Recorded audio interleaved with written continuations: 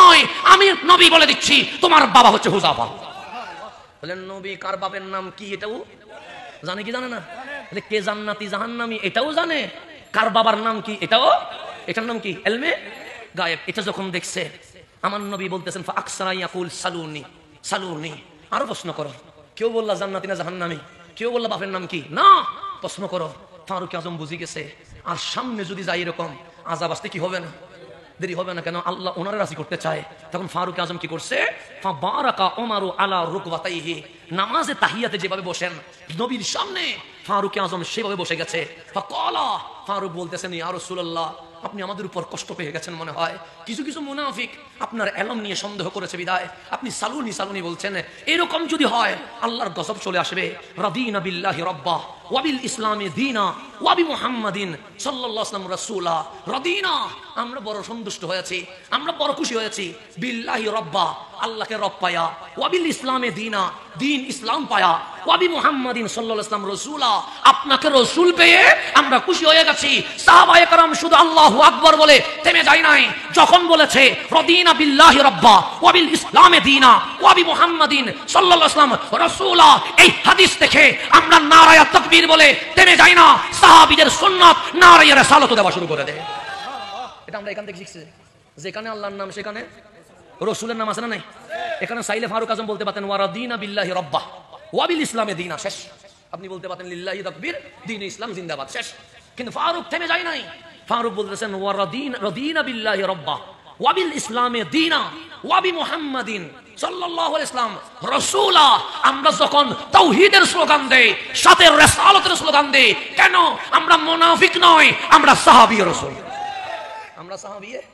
যখন ফারুক আজম নামাজে শুরুতে হইয়ে এই বারবার বলছে রাদিনা বিল্লাহি রাব্বা ওয়া বিল ইসলামি দীনা ওয়া বি মুহাম্মাদিন সাল্লাল্লাহু আলাইহি ওয়াসাল্লাম রাসূলা, ফাকালা, হযরত আনাস বলেন ফাসাকাতা রাসূলুল্লাহ সাল্লাল্লাহু আলাইহি ওয়াসাল্লাম হিনা ক্বালা উমর। ফারুক আজম যখন এই কথাগুলো বলতেছে আমার কামলিওয়ালা আস্তে আস্তে শান্ত হয়ে গেলেন, চুপ হয়ে গেলেন, আর সালুনি শব্দ বলে নাই। সুম্মা ক্বাল, আমার রাসূল শান্ত হয়ে বলতেছেন ওয়াল্লাযী নাফসি বিয়াদিহি, যার কুদরতি হাতে আমার জান, সেই আল্লাহর কসম করে বলছি লাকাদ উরিদাত আলাইয়াল জান্নাহ ওয়ান নার আনিফান ফি উরদি হাযাল হায়াত। এই যে দেওয়াল দেখতে পাচ্ছ, এই দেওয়ালের সামনে আমার আল্লাহ আমার চোখের সামনে জান্নাত ও জাহান্নাম এখন নিয়ে এসেছে। আমি মসজিদে নববীতে বসে কি দেখতেছি? জান্নাত দেখতেছি, জাহান্নাম দেখতেছি। ফালাম আরা কালিয়ুম ফিল খাইর ওয়াশ শার। আমার রাসূল বললেন শুনে রেখো, আমি যে জান্নাত জাহান্নামের কথা বলতেছি চোখ বন্ধ করে না, জান্নাত জাহান্নাম পর্যন্ত নিজের চোখে দেখে দেখে তোমাদেরকে বলতেছে। আন ওমর রাদিয়াল্লাহু তাআলা, আমার নবীর সাহাবী, অর্ধ জাহানের বাদশা, খলিফাতুল মুসলিমিন, আমিরুল মুমিনিন ফারুক আজম বলতেছেন, ইয়াকুলু বলতেছেন ফাকামা ফিনা নবী সাল্লাল্লাহু আলাইহি ওয়াসাল্লাম মাকামান, আমার রাসূল একটা জায়গায় দাঁড়িয়ে গেছেন। কি বললেন? দাঁড়ানোর জায়গায় রাসূল দাঁড়াইলেন। ফা আখবারানা, আমাদেরকে সংবাদ দিলেন, নিউজ দিলেন, বক্তব্য দিলেন। আন বাদইল খালকি, পৃথিবী শুরু হওয়া থেকে আমার কামলিওয়ালা যে বক্তব্য শুরু করছে, হাত্তা দাখালা আহলুল জান্নাতি মানাসিলাহুম ওয়া আহলুন নারি মানাসিলাহুম, পৃথিবীর শুরু থেকে জান্নাতীরা জান্নাতে যাবে, জাহান্নামীরা জাহান্নামে যাবে, সব বক্তব্য কামলিওয়ালা আমাদের সামনে বলে দিয়েছে। মিন বাদিল খালক, পৃথিবী কি হওয়া, বদন মানে শুরু হওয়া, পৃথিবীর শুরু থেকে হাত্তা দাখালা আহলুল জান্নাতি মানাসিলাহুম, জান্নাতীরা যে কোথায় যাবে? জান্নাতে যাবে। ওয়া আহলুন নারি মানাসিলাহুম, জাহান্নামীরা যে জাহান্নামে যাবে, সেই কথা পর্যন্ত নবী কি করে দিয়েছে?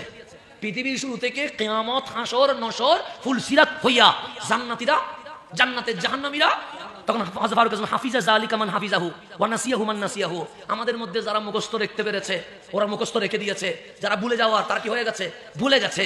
কিন্তু আমার কামলিওয়ালা জানাইতে কোনো কি বনথা করে নাই, কামলিওয়ালা সবটাই আমাদেরকে জানিয়ে দিয়েছে। শুধু রাসূল ইলমে গায়েব জানেন তা নয়, ফারুক আজম বলতেছে রাসূল ইলমে গায়েব আমাদেরকে পৃথিবীর শুরু থেকে জান্নাতীরা জান্নাতে, জাহান্নামীরা জাহান্নামে, সবটাই কামলিওয়ালা আমাদেরকে বলে দিয়েছে।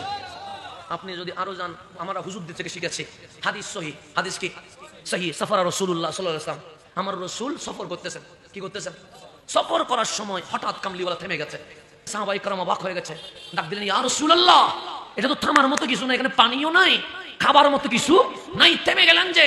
কামলিওয়ালা বলতেছে আমি যেমন জমিনের উপর দেখি তেমন জমিনের নিচে দেখি, এই দুই কবরের ভিতরে আযাব হচ্ছে, আমি নবী নিজের চোখে দেখতে পাচ্ছি।